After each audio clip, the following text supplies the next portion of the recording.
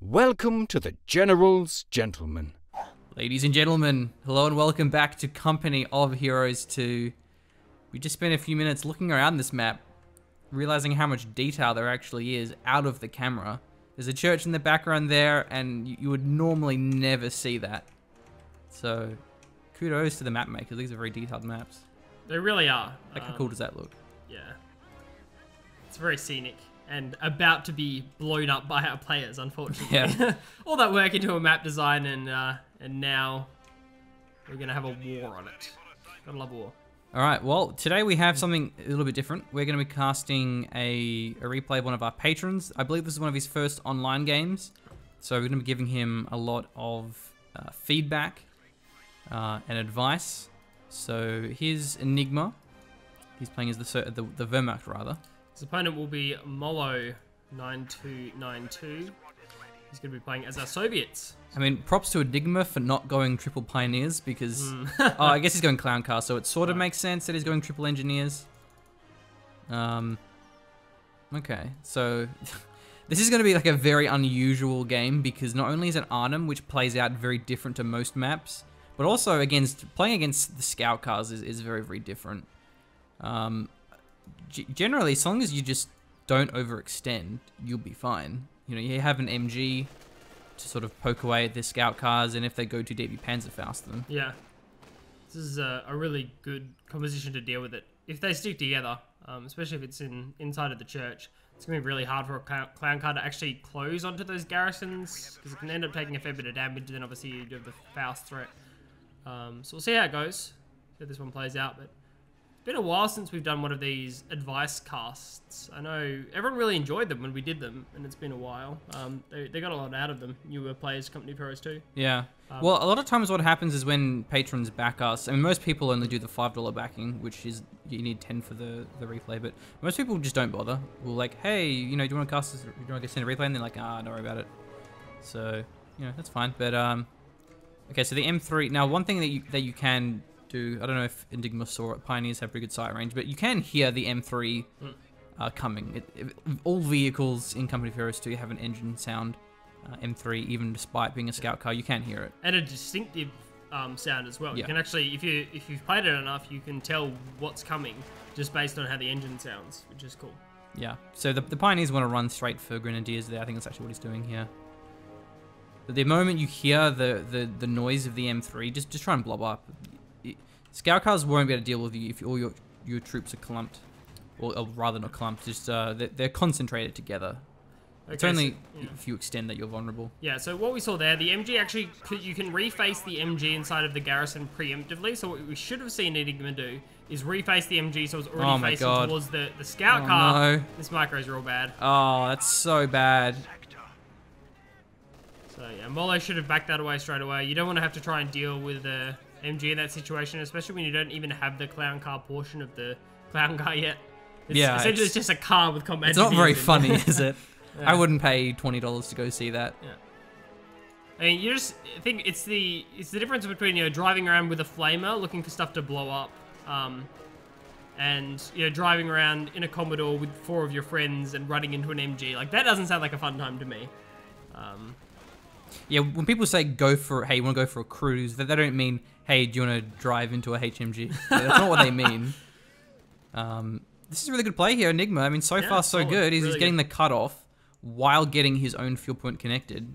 And he has the middle there as well, so he's pretty good. Molo, I mean, you can tell this is a low-level game here, which is good. That's what you want. You don't want like one person versing, you know, someone who's more experienced and just getting wrecked. Molo going the PTRS way earlier than he should. There's no possibility that Scout Car will arrive just yet. It doesn't give you a damage bonus. Yeah. Okay, I think we actually have the first thing that we can criticize Enigma on.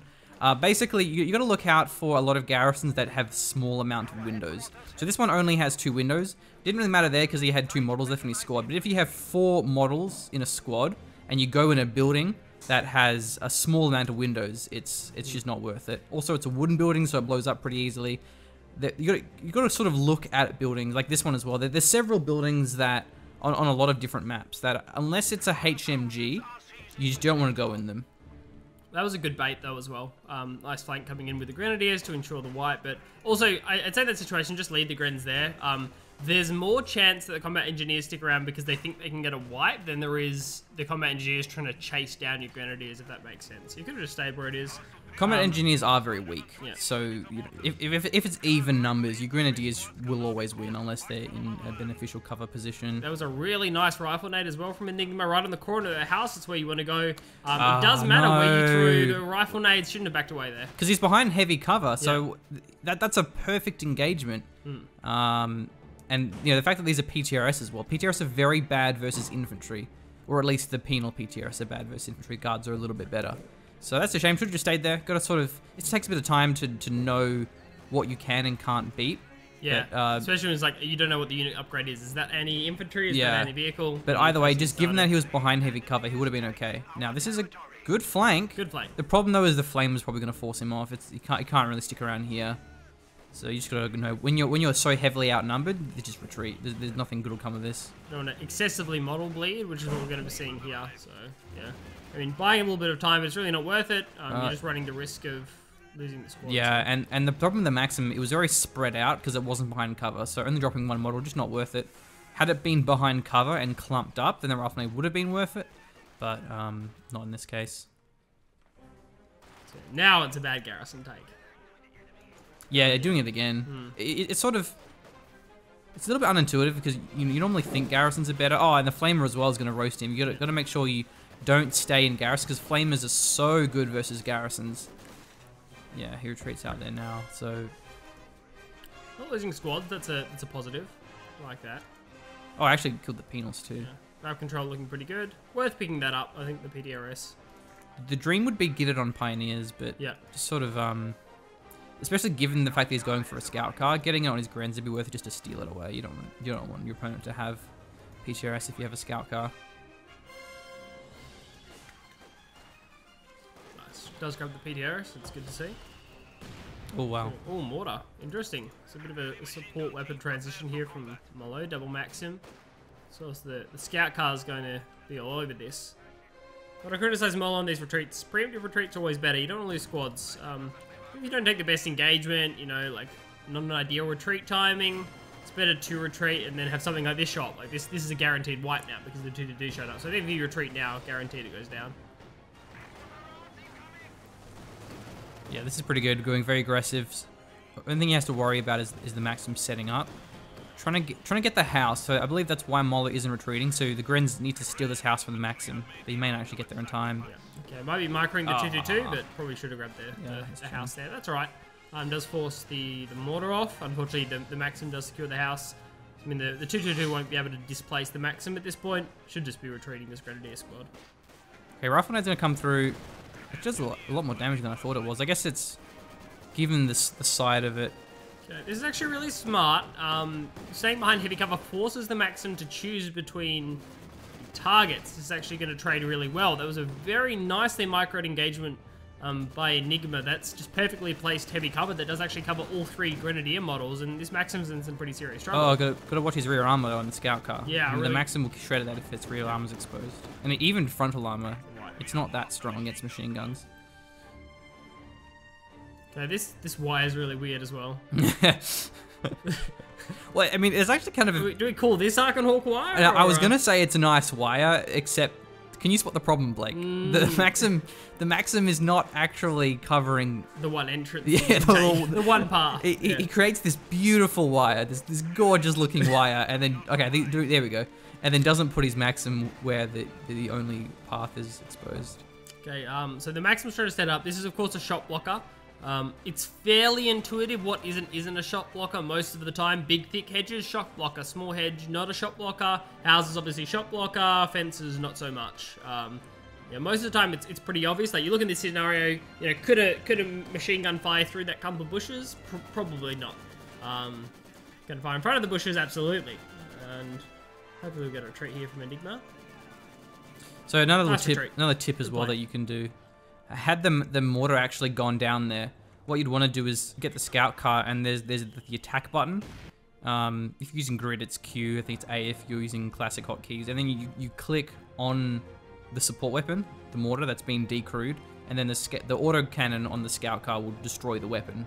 So that'll prevent it from being recaptured. Oh no, the wire. Oh, the demo there. Demo. Oh, wow. Oh, nice. Now, he could even lose the scout car to Maxim here. I guess the wipe there. Wow. I'm pretty sure the 222 is going to win this. It's my bet. The Maxim's so low. He wipes it. Gets the model again. Rapid fire. Oh, it's only, I think, suppression. So now he could blow it up, but I think it takes a while, though. Especially with a small weapon like the Maxim. Yeah, so with the resource allocation here from Enigma, I'm digging it so far. You know, it has the Pigrins coming out, it's ticking up now. Really good timing on everything. His reinforcing is good. Overall, very solid play. I'm impressed. Yeah, his problem though is he not having a pack. Yeah. This build order's the 5th Pigrin at like 4 Grens into a 5th Pigrin's kind of greedy. You got to get a pack in there much sooner than this. Especially if his opponent had better fuel control, he would have got this T7 even faster, or a Stuart in the case of US. So 4 Grens in a HMG, that can be pretty rough against US that rush out like a really quick, say, AA half track. Generally, you want to get a pack out before your 5th squad. Yeah. Say 3 Grens, pack, 4 Grens, pack. It depends on the timing. You sort of get a feel for this it. game would be a 4 Grand pack. But yeah, but definitely the P-Grens should have been a pack. As he's going to see now, this T7 is going to get a lot of work done here. The Scout Car actually survived, so good work that he backed that off. It should send that a little bit more further away. I mean, unless he gets Shreks on his P-Grens, but you really want to go pack even despite the fact that if you can go Shreks, just because double Shreks, well, like a Shrek, which is 2 Shreks, that's 2 LMGs you don't have, and you know, the LMGs is just so much more worth it in support of a pack compared to going for the Shreks. Should be repairing the 222 at this point as well. I'm not sure what the Pioneers are doing, but first priority is always repairs. This T7 can get a lot of work done, and the 222 is pretty much at this point the only thing stopping you. Always, yeah, I mean, going for the tier building. Okay, so not smart, so he still doesn't have a pack here. That's wasting manpower. Should have gone pack. Yeah, starting to lose map controls in a pretty serious spot. If you think about it, T70 can do what it wants here, and Molo at this point is playing very safe. Probably shouldn't be given how far behind Molo is, and that's something else to think about. So if you got this T70, you know, once you see the pack or see AT, yeah, sure, like play safe. But if not, avoid telemine spots and try and put some pressure on, because you're already far behind. If you don't start putting some pressure on with this light vehicle, you're gonna get teched on. You're already behind in fuel. Bad things are gonna happen. Yeah, had Molo been playing this more aggressively, he would have just shoved his cut off. Enigma would have lost his fuel income, and this Panzer IV or whatever it's going to be would have been really delayed. Yeah. As it is now, though, he's going to get away with this tier 3 just because the T7 isn't doing anything. Also, telemines are really good on a map like this. If you have the spare munitions and he's trading well with his wipe squads, getting mines are pretty good. Okay, so this is a really bad play by Enigma. Trying to look for an engagement with the T70 on the field is essentially just giving away manpower bleed. You have no way to deal with the T70, therefore you never win any engagement here at all. Yeah, it's just manpower bleed, it's potential wipes. I just like how we say it how it is. Like, oh, really good play. No, this is a really bad play. We're not sugarcoating it, are we? Yeah. No, I mean, yeah. And yeah, let's see it again. Oh, he's in Shrek now, okay. That's... Oh, Shrek timing, love it. Yeah, behind heavy cover here. I hope this T70 backs away. Oh, man. So maybe that was part of going for that engagement. It's like, if it was a really, like, if this was a really high tier match, I would say that was intentional with the Grens to bait the T70 into going forward, but still a good play. Yeah. Should have been backed away by Molo. There was definitely time to do that. You got to be really active with your micro, but that's all right. Or the guard grenade. I don't know if it'll be... Oh. That's bad. That's bad. Don't do that. Oh no, he lost it too. Yeah. So do you want to run through that or? Yeah. Okay. That's so your favorite. So basically, heavy cover reduces received accuracy by 50%, and it also reduces damage by 50%. So effectively, units in heavy cover will take a quarter damage, effective damage that is. And so that includes explosives, not just the small arms that do less damage. So in the case of a grenade or a mortar or a tank shell, if they hit you behind heavy cover, it's not going to wipe the squad. So it's only going to do half damage. What actually happened there, though, is that Enigma dodged the grenade, which, you know, normally is what you want to do, but because he dodged it too late, he left the cover without actually leaving the blast radius and instead took the full damage from the grenade. Had he actually stayed behind the heavy cover, he wouldn't have taken that extra damage. He wouldn't have lost the squad. He would have been okay there. I mean, I don't think that was a flank. If it was a flank... No, he just ran up to it, so yeah. Yeah, it was sort of on the side, so it was almost a flank, but not quite. So yeah, in that situation, if you know you're late on the nade dodge, just stay in the heavy cover. You will take damage, you'll lose the engagement, you won't get wiped. Yeah. That clumping, running away from a heavy cover is awful, and you want to avoid it. So it's something you got to be very careful of. Yeah, dodge early or don't dodge at all. Yeah. But good wipe there on the quad half track. Molo doesn't have many squads left and all out of vehicles. Just to be clear, since we are doing a bit of a teaching thing, that doesn't apply to stuff like Molotovs. You still want to dodge that because the more dangerous portion of that is the damage over time. It's a flamer. I think flame ignores cover bonuses. Yeah. And the flamer, as in the handheld flamers, actually do bonus damage versus cover. But yeah, the incendiaries and Molotovs are different. Yeah. So just all your major grenades and explosives you want to avoid. Okay, so the Panzer IV timing is really quick. It's a 16-minute Panzer IV. Could be a little bit faster, but it's still very fast. So it can put a lot of pressure on, and knowing that. Wow, did that? Yeah, the vehicle went down as well. Should just be putting a lot of pressure on at this stage. You gotta know. It's a hard thing to do early on. Is about where am I in this game? Like, where are my fuel for fuel? Where are my how things are going, and at this point, Enigma should be thinking, oh no, I'm really far ahead this game, and I'm in a really good spot. I think he's just waiting for the MG upgrade on his P4 because he went in as soon as the MD was done. So I should be putting pressure on here. It is the time to do it. Get as much work done with the Panzer IV as possible. The SU-76 is an excellent choice by Molo. Definitely what he should be going for. He'll just straight up lose the game if he doesn't go for it. The retreats are not great. Oh no, don't chase. Oh, don't chase, you have an LMG. So okay, good. Okay, so it has set up. You don't want to chase in that situation. Yeah, the you LMG can't can't fire on the move. Oh no, didn't get the DP. Oh, didn't get the DP. Yeah, well, I guess that's why. Second squad coming in, that's cool. Should go the DP. Really important. DPs are great. Alright, SU-76 on the field.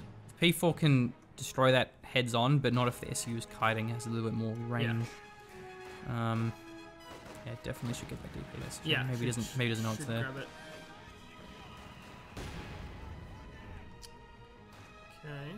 Okay, pretty good. Unit preservation on point. Just be active in looking around the map. I guess is the best way not to lose squads. Just be active at looking at your engagements, especially if you can't micro them. And I think even I fall into this trap. A lot of times with a close engagement, you just want to be watching, but you're not contributing to it. You're not putting any micro into it. You're just watching a squad fight another squad.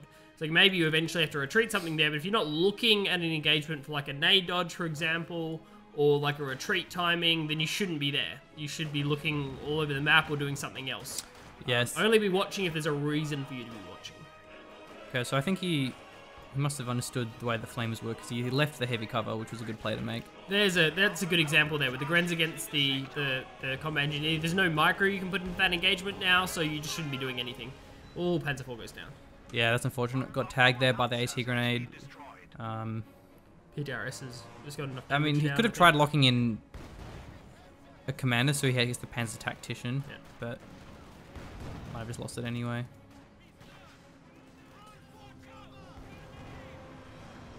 Oh no! Oh, that last flamer burst may have wiped it. Might have got it, yeah. Flame is much worse to units on retreat than they used to be. Also running through the flame, not great. That's still ticking. Cool, so Panzer IV goes down, not a big deal. And then we go straight back into another Panzer IV. I don't mind that, that's fine. They do decently against SU-76s. It's not okay. It's not like the Panzer IV gets hard counted. I still think that's a good choice. Okay, SU-76 back away now. Good micro. Always reverse move your tanks. Never try and click micro behind them. it'll end up juking out on stuff. So it should Yeah, just reverse never move aim up. as in press the button. The R click. reverse move button. Yeah. Unless you're someone like Imperial Dane who clicks reverse move, then you're just Okay. you're the worst.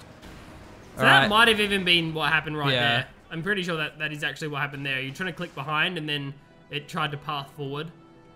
Yeah, always use the dedicated reverse move. Man, I just can't go back and play CoH2 and DAO2 because the lack of reverse move is awful. Yeah, this game's looking like 99 kinds of over. Yeah, I feel like it's always kind of a waste when people send us replays for advice and they win, because there isn't as much to talk about here. I mean, the main thing though, and this is actually very common with new players, is the timing of... He locks in the commander just before the game ends. I mean, he didn't really need a commander, so... A lot of people are like, why didn't you lock in a commander? It's like, if you don't need a commander, then don't bother with it. But yeah, the timing of your pack, you want to get that pretty early. As you know, you tech up, get your pack. Especially against US. US will punish you so hard if you don't get that. And he was lucky. The sort of the problem as well is when you look at these low-level games, like when they win, is that because they don't get punished by things, it's sort of hard to point to the problem. Like, you didn't get a pack, but you didn't need a pack, but you should have. You know, get in the habit of it, because otherwise you just get completely forced off. And even if you build a pack when you see a T70, which is kind of the intuitive RTS thing to do, is, oh well, why would I build a unit if my opponent hasn't built the unit that's designed to counter first?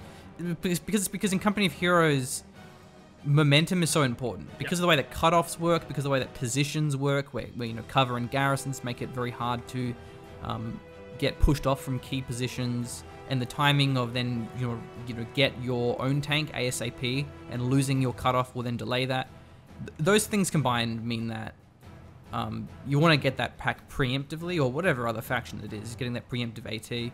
Especially because a pack is always a long-term investment. You always want to get a pack. So it's not like it's a waste of manpower if you build it too early, because it's going to pay off in the late game at some stage. Yeah, it's extremely hard to punish someone because they went pack. Like, what are you going to do? Go for one additional squad of infantry? It really doesn't matter in the overall scheme of the game. You can't be like, aha, he went a pack, I'm not going to build a vehicle. You want vehicles. Yeah. Vehicles are good. So, yeah, it's just...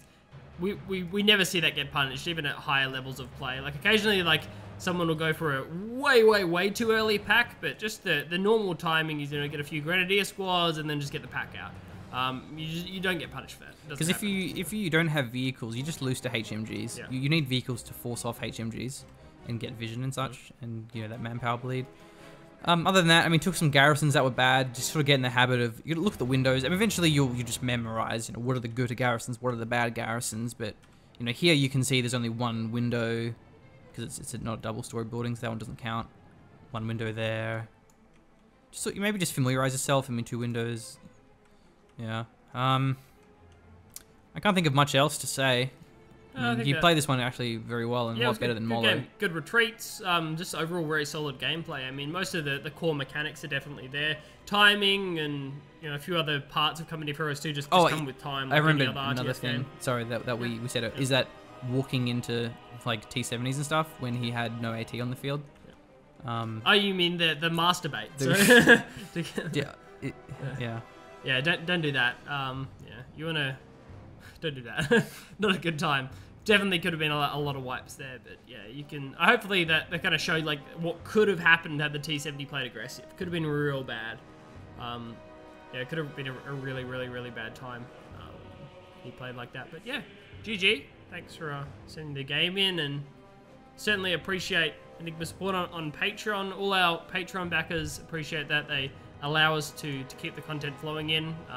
We can't maintain the current schedule without more, you know, our Patreon donators, and hopefully a few more Patreon donators, so we can maintain this and not have to go back to 2 videos a week, which is not fun for us and not fun for you. So yeah, 2 videos a week is just not a fun time. We need to shoutcast more. If anyone else wants to get a replay looked at for some analysis and some feedback, then you can back us on Patreon there, $10 a month, and we'll look at your replays. We'll replay, singular, depending. Yeah, that's it. Thanks for watching. We'll see you next time. Thank you.